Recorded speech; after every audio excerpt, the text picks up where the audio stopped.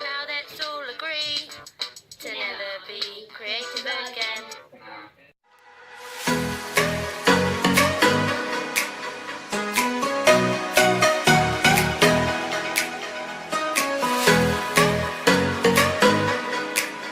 Everyone is born creative, but it is educated out of us at school. Whenever I hear the phrase creative industries, I'm always surprised. I ask myself, are there any uncreative industries? If so, how do they survive? Why aren't they in a museum? The world is changing at such a blistering pace that businesses without creativity at their core are doomed. Creativity is the most powerful competitive advantage a business can have. Companies need to fizz with new ideas and fresh thinking, but there's a problem: there just aren't enough fizzy people around. And I wonder why this is.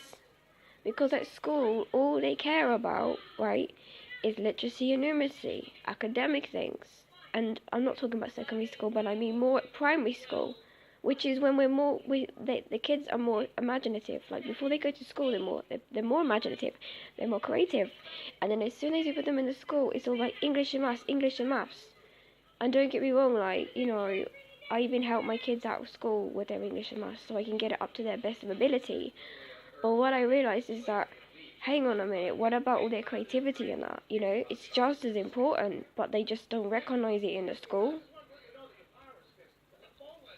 Young children fizz with ideas, but the moment they go to school, they begin to lose the freedom to explore and take risks as an experiment.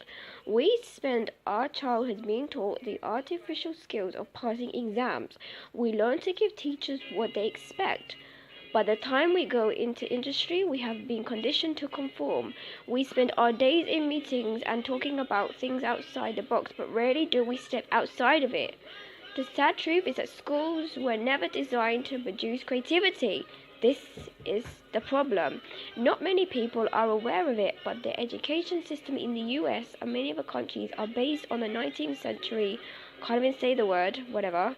Children were taught to obey, not to challenge or think creatively. That's why you stand to attention when the teacher walks into a class. The system works well for blue-collar workers, people who clocked in at factories and stood on production lines making things such as automobile engines. But in a world driven by search engines, the system is a busted flush. We must teach creativity at school as a matter of urgency. Yeah, it's really sad, isn't it, that they don't encourage art, they don't encourage all these other things. And this is why they look down on people that are bloody dyslexic. Oh, you're dyslexic, you have something wrong with you. The way your brain's working is not right. You should be like everybody else.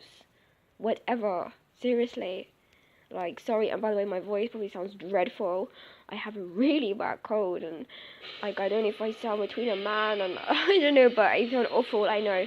But it just making me angry because, like, as much as we need to care about the English and the maths, yes, we do. They really need to let kids just be kids and be more creative and imaginative and play more.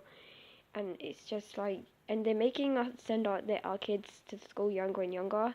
Like both of my kids went when they were like, I think it was like 4 or something. It's ridiculous. They're too little. I mean, in other countries they start later. Not everybody starts as young as in England. I think some of the studies showed that they even did better by starting later.